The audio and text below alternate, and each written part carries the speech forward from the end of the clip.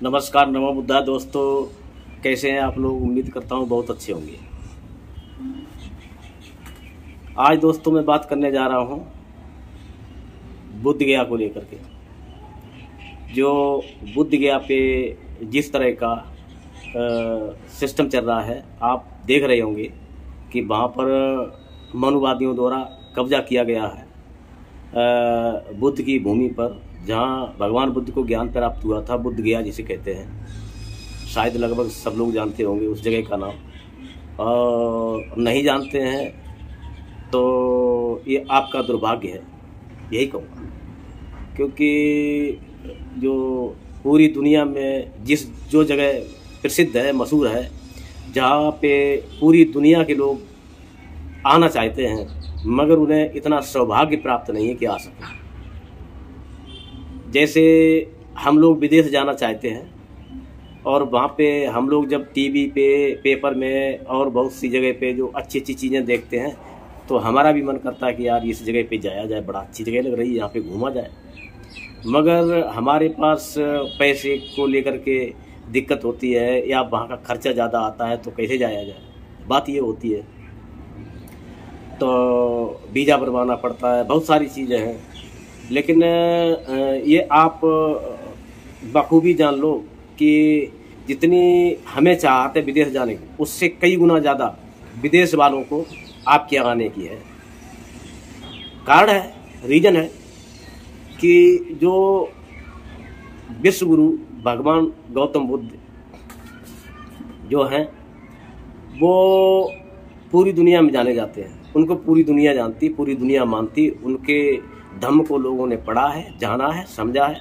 चाहे वो कोई भाषा लिपि रही हो, विश्व की हर भाषा लिपि में भगवान बुद्ध को पढ़ा गया है, भगवान बुद्ध को जानते हैं। और वहाँ के जो लोग हैं वो अपने आप को भारत की मिट्टी से तिलक लगा करके इतने गर्वान्वित होते हैं कि उनको लगता कि जैसे हमारे यहाँ वर्ण व्यवस्था में कहा गया है ना कि स्वर्ग मिल गया है, ऐसे ही वो एहसास करते हैं कि स्वर्ग मिल गया है।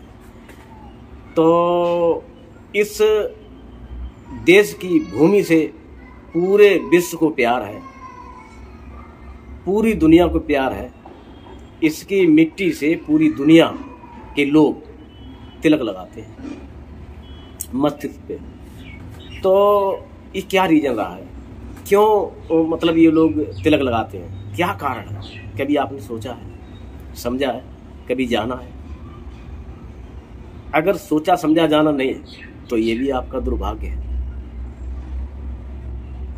क्योंकि ये सिर्फ और सिर्फ भगवान बुद्ध हमारे इस भूमि पर पैदा हुए हैं, बुद्ध बने हैं, तो उनको जो लोग चाहते हैं, जो लोग मानते हैं, जो लोगों ने उनको पढ़ा, जो लोग जानते हैं, तो उनकी जो ज्ञान स्थली है, उनकी जो जन्म स्थली है, जहाँ पे उन्होंने वर्षावास किए हैं, जहाँ पे वो रुके हैं, उस जगह को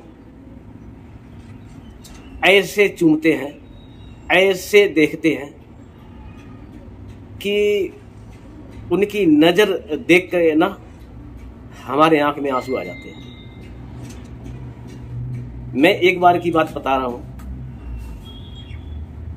वैसे तो मैं अभी प्रॉपर तरीके से दिल्ली में रह रहा हूँ बहुत साल से, लेकिन मेरा डिस्ट्रिक्ट कन्नौज में ही छिबरामऊ के पास एक गांव पड़ता है, वहाँ का मैं निवासी हूँ। तो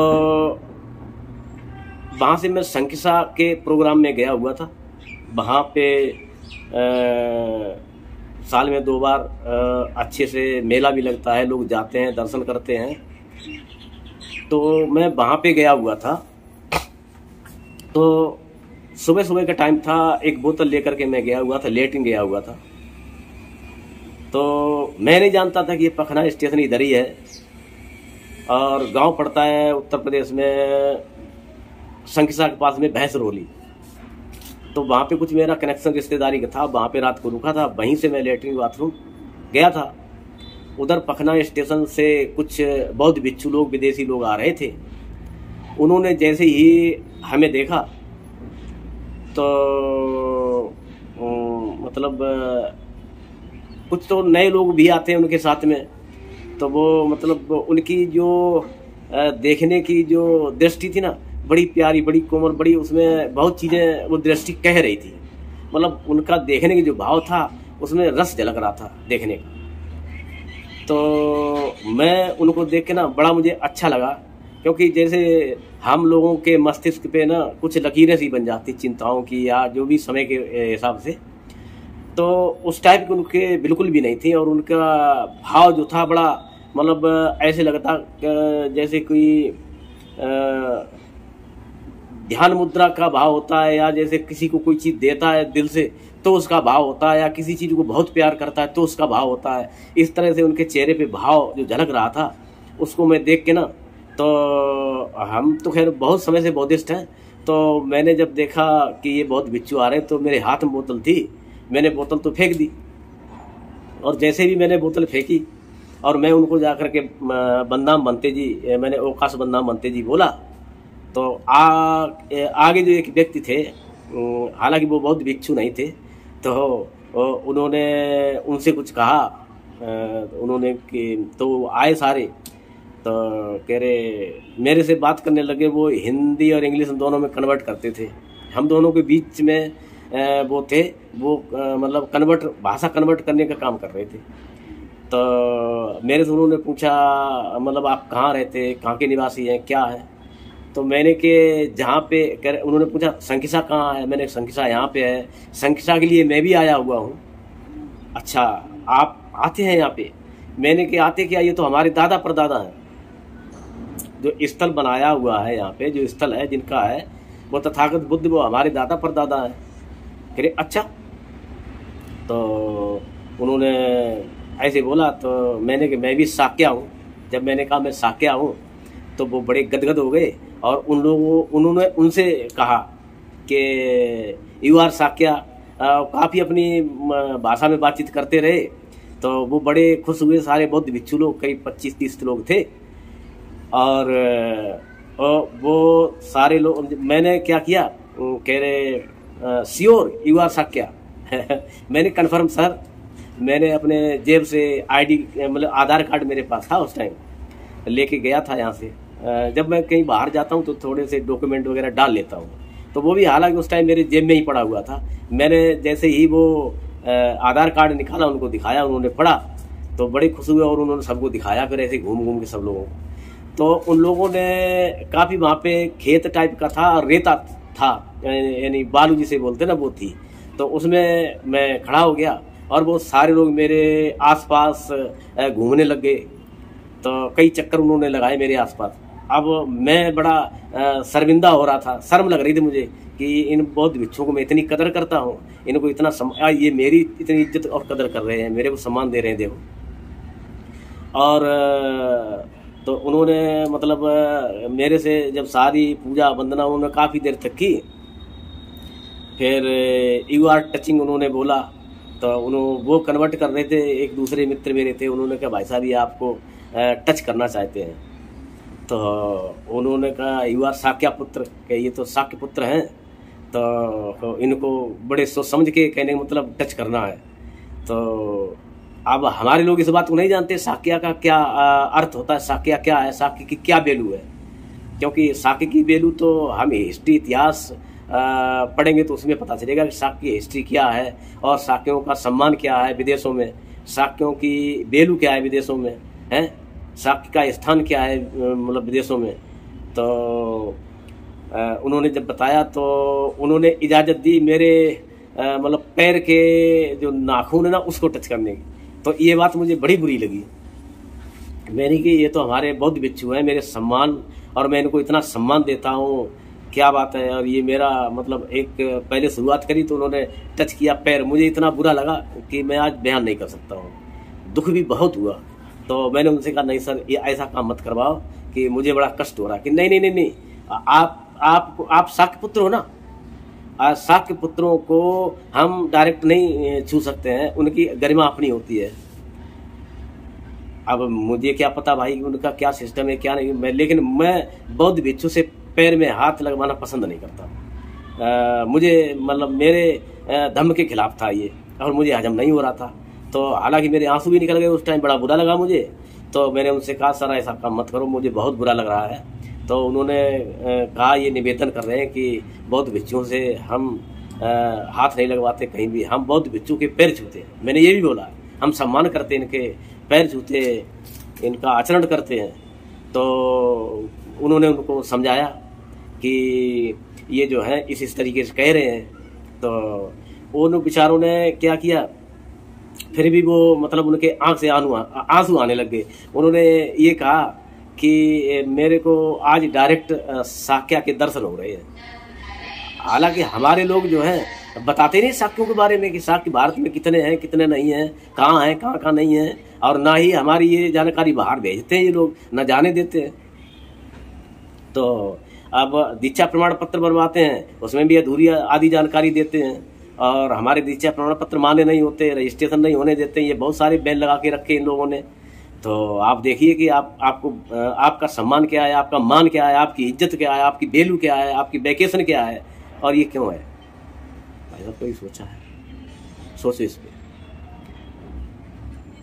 मेरे तो आंख से आंसू आ जाते जब बुद्ध की बात आती है कि जो शायद बुद्ध ने किया है कोई कर ही नहीं सकता। अब तो कोई बुद्ध कहते तो ये है कि ये मत कहो कि बुद्ध नहीं कोई बन सकता, लेकिन इतनी मेहनत कौन कर पाएगा। तो भगवान बुद्ध के जो हिस्ट्री इतिहास कल्चर है ना, वो समुद्र भी उसके सामने बहुत छोटा है सर, बहुत छोटा है, बौना पड़ जाता है। बुद्ध का ज्ञान अथाह ज्ञान है। इस ज्ञान को आप इस जिंदगी में तो कैसे समेट पाओगे सर, असंभव, असंभव, बिल्कुल असंभव। बहुत बड़ा ज्ञान है उनका, त्रिपिटक 3 पिटारों में भरा पड़ा है, बहुत सारे छोटे छोटे ग्रंथ हैं। बुद्ध बुद्ध का जिससे स्पर्श नहीं हुआ, बुद्ध की बात जिसके कान में नहीं आई, बुद्ध की बात जिसके जहन में नहीं आई, वो इंसान को मैं क्या कहूं, यही कहूंगा भारत में रहते हुए, यानी पानी में रहते हुए मछली प्यासी है, पानी में रहते हुए मछली प्यासी है। इसी तरह से ये लोग जो सत्य है उससे वंचित है, बहुत दूर हैं। ये हमारे देश की बड़ व्यवस्था है जिसने हमारे लोगों को बहुत दूर कर रखा है, और दुख भी होता है, बहुत सोचता हूँ, गंभीर हो जाता हूँ कि हमारे इस हिस्ट्री इतिहास को लोगों ने क्यों, खुद मंगलकारी धम्म था, खुद फायदा लेते, दूसरे को भी लेने देते, क्या जाता आपका भाई। क्यों आपने हमारे लोगों को वंचित कर रखा है, क्यों दुखी कर रखा है, क्यों उनको जाने नहीं देते, क्यों आपने आडंबर फैला रखा है। अरे आपको चाहिए आप बुद्ध के धम्म में आओ, बुद्ध भिक्षु बनो, उनकी जानकारी लो, बुद्ध को समझो, बुद्ध को जानो, बुद्ध का बखान करो, बुद्ध को उजागर करो, बुद्ध को विश्वास मिलो, बुद्ध को घर घर जाके बताओ। बुद्ध का ज्ञान सागर है सर, इसको हर जगह पिरोए, हर जगह दो, हर किसी को दो, जन जन और मंगल, सबका मंगल होगा, जन जन का मंगल होगा, जन जन का कल्याण होगा। मगर इन लोगों ने ऐसा न करके इन्होंने आडंबर घुसा दिया। सारा मंदिर, सारा कहीं भी जगह जाओ सब बुद्ध है, बुद्ध ही बुद्ध है, इसके अलावा कुछ है नहीं है।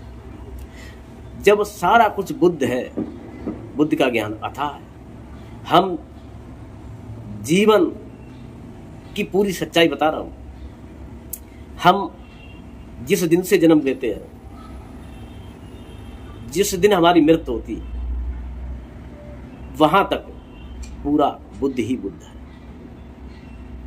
आप जन्म लेते हो, लेने के बाद रोते हो, दाई माँ आपको दूध देती है, नहलाती है, दुलाती है, क्यों रोते हो, कभी समझा आपने? नहीं समझा। आप तो स्वर्ग की सीढ़ी चाहते हो भाई साहब। ऐसा भी नहीं आप सब लोगों के लिए मैं बोल रहा हूं ना भाई साहब, बिल्कुल नहीं। इसमें बहुत सारे लोग हमें सुनने वाले बुद्धिजीवी भी होंगे, और सारे मेरे भाई हैं। जो नए लोग सुन रहे होंगे वो भी मेरे भाई हैं, और जो पुराने लोग सुन रहे होंगे वो भी मेरे भाई हैं। हमें किसी से बैर नहीं, हमें किसी से दोष नहीं, हमें किसी से घृणा नहीं, हमें किसी से नफरत नहीं, क्योंकि हम जिस धर्म को मानते हैं वो प्यार करना सिखाता है, नफरत नहीं, बिल्कुल नहीं, ना, एकदम नहीं। मैंने जिसको जाना है वो तथागत बुद्ध है। मैंने जिसको पढ़ा है ज्योतिबा फूले है, लड़ई सिंह यादव, सम्राट सुखमान, हमारे पेरियर रामास्वामी जी हैं। हम जितने भी महापुरुषों की बात कर रहे हैं, इनसे मैंने सीखा है, इनसे मैंने पढ़ा है, इनको पढ़ा है, इनसे मैंने जाना है। जब आप बुद्ध को जानोगे, बुद्ध को समझोगे, बुद्ध को कसौटी उतारोगे, भाई साहब मैं कसम खा के कहता हूँ आप रोओगे, दुखी हो जाओगे। क्यों? इसलिए नहीं कि मैं ये पढ़ने लग गया हूँ, मैं ये जानने लग गया हूँ, मैं बुद्ध की रास्ते पे चलने लग गया, इसलिए दुखी नहीं। दुखी इसलिए होगी कि इतनी देर में मैंने कैसे जाना। इतना सटीक ज्ञान, इतना सत्य ज्ञान हमसे कहाँ छुपा रहा, हमें क्यों नहीं मिला, हम क्यों इससे वंचित रहे? इसलिए जब सिद्धार्थ गौतम का जन्म हुआ था तो शाक्य कुल के गुरु बुलाए थे और बहुत सारे और भी लोग आए थे जो उस टाइम समझदार और तर्कशील विद्वान पुरुष थे, उनको भी बुलाया था। तो सिद्धार्थ गौतम के छोटे से लेटे हुए थे, तो उनका जब असित ऋषि, वो शाक्य कुल के गुरु थे, उन्होंने जब देखा और राजा ने कहा, राजा सिद्धोधन ने कहा था कि गुरुवर हमारे बच्चे को देखो, जानो, समझो, ये क्या है, इसके लक्षण क्या है, ये क्या बनेगा, ये कैसा होगा, इसकी पूरी जानकारी हमें बताएं। असित ऋषि ने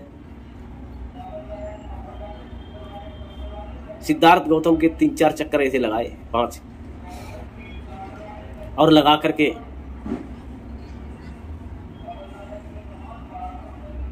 खुशी हुए, हंसने लग गए और फिर थोड़ी देर में रोने लग गए।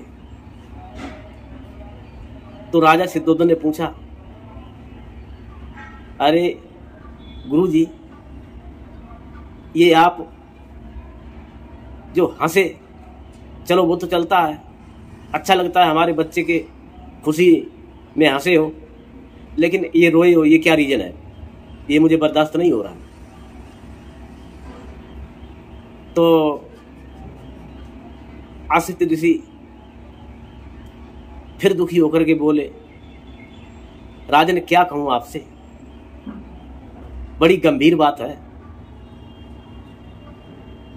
खुशी ही खुशी है, दुख नाम की कहीं चीज नहीं है इसमें। जब खुशी ही खुशी है तो आप क्यों रोए, क्या कारण है? कारण राजन ये था कि जब इस बच्चे का मैंने भविष्य देखा तो मुझे दिखाई दिया कि ये बच्चा जो है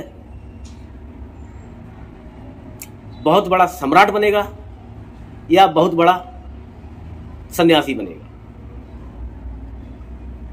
विश्वविख्यात बुद्ध, शोधक, विचारक, विश्व को ज्ञान देने वाला,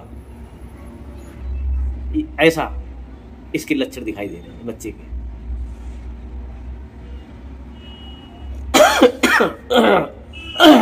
उन्होंने कहा ठीक है,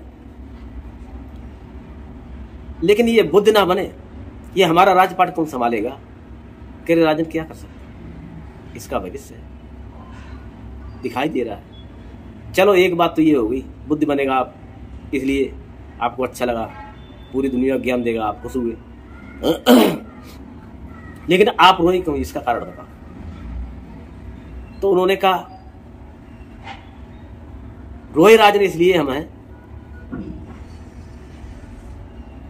कि संसार में कितने समय के बाद कोई बुद्ध बनेगा कितने समय के बाद कोई बुद्ध बनेगा। और मेरी ये आंखें उस बुद्ध को नहीं देख पाएगी, क्योंकि उस टाइम मेरा ये शरीर नहीं बचा होगा। उस टाइम में इस दुनिया से लुप्त हो जाऊंगा, नहीं रहूंगा। इस बात को सोच के मैं रोया था। तो दोस्तों, बहुत बड़ा बुद्ध का ज्ञान। सुबह उठते कुल्ला दतून लेटरिन बाथरूम, बुद्धि और विवेक। हमें ब्रुश कहाँ मिलेगा? हमें ब्रुश के साथ पेस्ट लगाना, दांतों में करना, क्यों करना, दांतों में क्यों मलना, गंदगी साफ होगी। हमें इसके बाद नाश्ता करना। हम नाश्ता कहाँ कैसे बनेगा? नाश्ता का मटेरियल कहाँ मिलेगा, कैसे मिलेगा? खाना कैसे पकेगा, कैसे मिलेगा? कपड़ा पहनने, हम नंगा ना जाए समाज में, कपड़े पहन के जाए। कैसे कपड़े होने चाहिए? लोगों से बात करने के लिए मोबाइल चाहिए, काम करने के लिए बिजनेस चाहिए। सारी दिन की दिनचर्या, दिन की, महीने की, साल की, जीवन की, ये क्या है? ये सब बुद्ध है, ये सब विवेक है। मैं कहता हूं बगैर बुद्ध के कोई नहीं चल सकता। कण कण में बुद्ध है, घर घर में बुद्ध है, हर दिल में बुद्ध है, रग रग में बुद्ध है। बुद्ध ही बुद्ध है, इसके अलावा कुछ भी नहीं। अथाह ज्ञान भंडार है बुद्ध का ज्ञान। फिर भी लोगों को वंचित किया गया। लोगों की गलती नहीं है। हम किसी धर्म की बुराई नहीं कर रहे हैं और ना हमारा अधिकार बनता किसी करने का। धर्म समझने की बात कर रहा हूं। धर्म है क्या? बुद्ध की मूर्ति लेके आओ, घर में पूजा पाठ करते रहो, रात दिन 24 घंटे मत्था रगड़ते रहो, भगवान बुद्ध ये दे दो, वो दे दो। बुद्ध क्या देने वाले हैं? बुद्ध ने कहा हमारे पूजा करने से आपको कुछ नहीं मिलेगा। हमारी पूजा करने से आपको क्या मिल सकता? करते रहो। आप नहीं मानते हो, करते रहो, प्रैक्टिकल कर लो। क्या मिल सकता? कुछ भी नहीं। और किसी की पूजा करने से कुछ नहीं मिलता। हमने जो रास्ता चुना है, जो रास्ता बताया, जो रास्ता हमने खोजा है, जो जाना है, जो समझा है, कसौटी उतारा है, उस सत्य, वो सत्य है। उस सत्य के मार्ग पे आप चलोगे तो आपका मंगल और कल्याण निश्चित होगा। ये सच है। यही बुद्ध ने कहा। बुद्ध ने किसके साथ बेईमानी की है? बुद्ध ने किसके साथ घोटाला किया है? बुद्ध ने किसके साथ 420 की है? किसी के साथ। बुद्ध ने जैसा है वैसा बोला, जो सत्य है सत्य बताया, जैसा को तैसा दिखाया। एक बाल भर कोई चीज की मिलावट नहीं की। बुद्ध ने बहुत सारा सिस्टम दे दिया, धम्म दे दिया, पूरा ज्ञान दे दिया। उस पे आप नहीं चल रहे तो गलती तो आपकी है ना। आप नहीं चल रहे हो, गलती आपकी है भी और नहीं भी है। ये भी सच्चाई है। क्योंकि आप के घर में क्या चल रहा है? घर वालों की गलती है। अब घर वालों की गलती है और नहीं भी है। घर वालों को किसने दिया सिस्टम? उनके घर वालों ने। उनके घर वालों की गलती है और नहीं भी है। उनके घर वालों को किसने दिया? समझना पड़ेगा। ये सिस्टम को देखते देखते देखते देखते काफी पीढ़ी गुजर जाएगी। हुआ क्या? बुद्ध के धम्म को नष्ट करने वाले लोग आ गए, षड्यंत्रकारी, जो स्वर्ग की सीढ़ी डायरेक्ट दिखा देते, मेहनत करवाना नहीं बताते हैं, या ना खुद मेहनत करना चाहते हैं। वो ऐसे कहते हैं हमारे पास आ जाओ, हम ये मंत्र देंगे, आपका मंगल होगा, कल्याण होगा, फर्स्ट ये आप अगली बार स्वर्ग मिल जाएगा। अगली बार किसने देखा? कहते ऐसा काम करो तो आपको पिताजी को स्वर्ग मिलेगा, आपकी मम्मी को स्वर्ग मिलेगा, आपको स्वर्ग मिलेगा। अब आपकी मम्मी को स्वर्ग मिलेगा किसने देखा? आपको स्वर्ग मिलेगा किसने देखा? आपके दादा को स्वर्ग मिला था या नहीं मिला था? दादी को मिला था कि नहीं मिला था? ये किसने देखा? आपने देखा? नहीं देखा। उनने देखा? नहीं देखा। क्यों? क्यों नहीं देखा? क्योंकि देखने का सिस्टम ही नहीं पैदा हुआ भाई साहब। सच बात यह है कि ये जो स्वर्ग है जीते जी मिलता नहीं है इनके मुताबिक, और मरने के बाद कोई वापस आया नहीं जो बताया हमें कि भाई स्वर्ग ऐसा होता है। इन्होंने ऐसा सिस्टम बना दिया है कि चित और पट दोनों मेरे बाप की है, आपकी हार ही हार है, जीत है ही नहीं। मानो तो ना मानो तो, क्योंकि सटीक ज्ञान ये देंगे तो इनकी रोजी रोटी और धंधा चौपट हो जाएगा। ये सत्य का ज्ञान दे नहीं सकते भाई साहब, इनकी मजबूरी है। ये हरामखोर है, इनकी हराम दाढ़ पड़ गई है भाई साहब। ये आपको सत्य का मार्ग नहीं बताएंगे। सत्य का मार्ग बताएंगे तो ये खुद निसत्य हो जाएंगे, इनके पास कुछ नहीं बचेगा। इनकी जो रोजी रोटी टिकी है आपको अनपढ़ बनाने पे, आपको कांवड़ ढोने पे, आपको आडंबरी बनाने पे, आप इसी दुनिया में रमे रहो, पढ़ो ना, लिखो ना, ज्ञानवान ना हो जाओ, नौकरी पेशा वाले ना हो जाओ, सारी शिक्षाएं खत्म करो। ये इनका षड्यंत्र आज भी चल रहा है। इसीलिए कहते हैं दोस्तों, ये समझो सटीकता क्या है, सत्य क्या है, उसी हिसाब से उस मार्ग पे चलो। ये बुद्ध जो है क्या है? बुद्धि मीन्स ज्ञान। बुद्धं शरणं गच्छामि, मैं बुद्ध की शरण जाता हूँ। धम्मं शरणं गच्छामि, मैं धम्म की शरण जाता हूँ। संघं शरणं गच्छामि, मैं संघ यानी समूह के शरण जाता हूँ। बुद्धं शरणं गच्छामि, बुद्धं शरणं क्या है? बुद्ध और विवेक ज्ञान, बुद्ध विवेक ज्ञान, इसकी शरण जाता हूँ। बुद्ध उनके नहीं जो तथागत बुद्ध की मैं बात नहीं कर रहा हूँ। तथागत बुद्ध की शरण उन्होंने तो मना किया, मेरे शरण मत आओ। मैंने जो रास्ता बताया उस रास्ते पे चलो, आपका मंगल कल्याण होगा। तो इस तरह की अब धम्मं शरणं गच्छामि, धम्म क्या है? धम्म और धर्म दोनों में बहुत बड़ा डिफरेंस है भाई साहब। धम्म पाली शब्द है, धम्म, धम्म नेचर को कहते हैं। धर्म कुछ लोग कहते हैं वो अपने जैसे बड़ व्यवस्था में बहुत सारे, मतलब किसी मंदिर में जाना, कहीं पूजा पाठ करना, हवन यज्ञारी करना, कहीं धूप बत्ती करना, इसको पूजा, उसको वो धर्म बोलते। किसी मूर्ति के सामने नतमस्तक हो जाना, किसी ज्योतिषी पे हाथ दिखाना, ये सब धर्म में ही इनके सब आता है। धर्म धम्म दो चीजें हैं। अब धम्म जो है नेचर है, अगर सूरज निकलता है तो निकलता है, अगर बादल है तो बादल है, बरसात हो रही है तो हो रही है,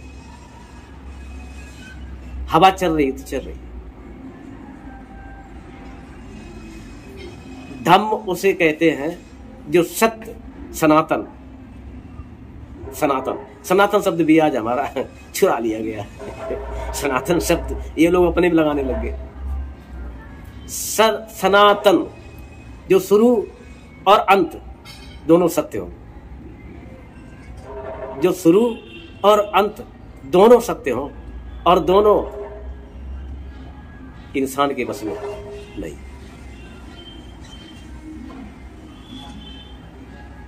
विज्ञान जो कर रहा है उसको आप देख सकते हो, उसका निष्कर्ष निकलते हुए देख सकते हो। उसको छेड़ोगे तो आपको नुकसान होगा। सूरज है, निकल रहा है, क्या आप उठा के निकाल सकते हो या दबा सकते हो? नहीं ना। बरसात हो रही तो हो रही, आप बंद करवा सकते हो? नहीं। हवा चल रही तो चल रही है, बंद कर सकते हो? नहीं। आंधी चल रही तो चल रही, बंद कर सकते हो? नहीं। ये धर्म है। भूकंप आ रहा है तो आ रहा है, रोक सकते हो।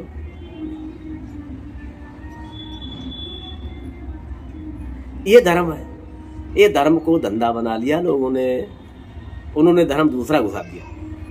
ये नेचर कभी नहीं चाहती है, नेचर तो आपके लिए पैदा हुई है, नेचर आपसे क्या लेगी? ये नेचर आपसे क्या चाहता है? कुछ चाहता है? पानी आपको मिल रहा है, उसके बदले पानी कहता है कि हमें ये मतलब ये चीज दो, ये वो, ऐसा करो वैसा करो, कुछ नहीं। ये तो लोग हैं बीच में जो उसको निकाल के बेच रहे हैं, सप्लाई कर रहे हैं। कोई किसी बिस्लेरी बना रहा, कोई और कुछ बना रहा, कोई और, सारे अपने अपने बिजनेस पर पा रखे हैं। नेचर आपसे क्या चाहता? नेचर पे ये जरूर है कि नेचर को हम गंदा ना करें, नेचर को हम अच्छा रखें, साफ सुथरा रखें। जैसे हमारे भारत में यहाँ पे धुआं धक्कड़ ज्यादा करोगे, प्रदूषण ज्यादा फैलाओगे, गंदगी ज्यादा फैलाओगे, तो फिर ये मतलब ये तो हमें ही वापस देगा ना, बाद में नुकसान तो हमें ही होने वाला है। तो ये है धम। वीडियो काफी लंबी हो रही है दोस्तों, इसलिए अगली वीडियो में फिर हम बहुत सारी इसी तरह से मैंने बनाना शुरू कर दिया। पहले तो मैं नहीं बनाता था, और मेरी पहली जो वीडियो आई थी हम उसमें बोलना भी नहीं अच्छे से जानता था, थोड़ी शर्म सी आती थी, और कैसे रिकॉर्डिंग की जाए, कैसे क्या किया जाए। तो हालांकि अभी भी मेरे पास पूरे साधन अवेलेबल नहीं है।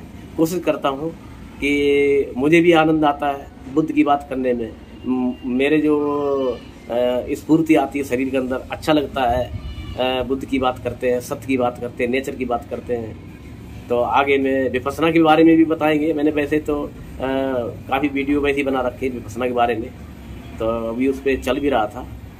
तो आगे हम फिर और चर्चा करते हैं दोस्तों। आपका प्यार हमारे साथ बना रहे, और चैनल को लाइक और सब्सक्राइब जरूर कर दिया करें। अभी हम थोड़ा सा उसकी भी जानकारी देंगे कि 9 मार्च को जो जंतर मंतर पे अखिल भारतीय शाक्य महासभा द्वारा वहाँ पे कार्यक्रम रखा गया है। तो उसमें बहुत बड़ी तादाद में लोग जुड़ रहे हैं। तो कोशिश है कि मेरी आप लोग भी आए इसमें सारे लोग। ठीक है दोस्तों, नमो बुद्धाय, नमस्कार।